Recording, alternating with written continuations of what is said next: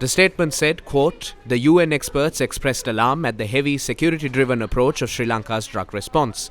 They called on authorities to immediately suspend and review so-called Operation Yukthiya and to focus on policies based on health and human rights." The experts also added, quote, "Drug users have human rights.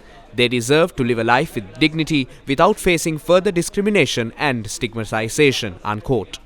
The experts include the Working Group on Arbitrary Detention comprising Priya Gopalan, Matthew Gillett, Miriam Estrado Castillo and Mumba Malila, Margaret Satterthwaite, Special Rapporteur on the right of everyone to the enjoyment of the highest attainable standard of physical and mental health. The Special Rapporteurs and working groups are part of what is known as the Special Procedures of the Human Rights Council.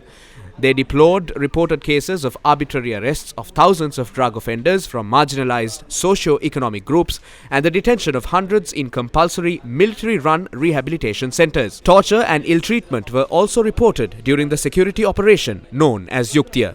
The experts said, quote, "The current context of severe repression against suspected drug offenders is deeply worrying," unquote.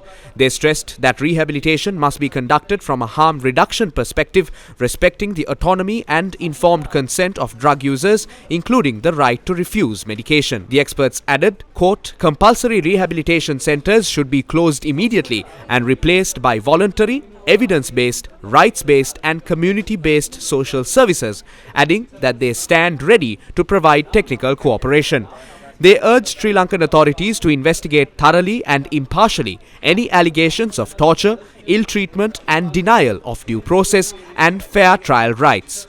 The experts said, quote, "Irregularities in the judicial process of sending people to rehabilitation centers should be investigated," unquote. Finally, they called on the government to review its current legislation on drug offences and to end the involvement of armed forces in drug control and treatment activities in line with international human rights law and standards.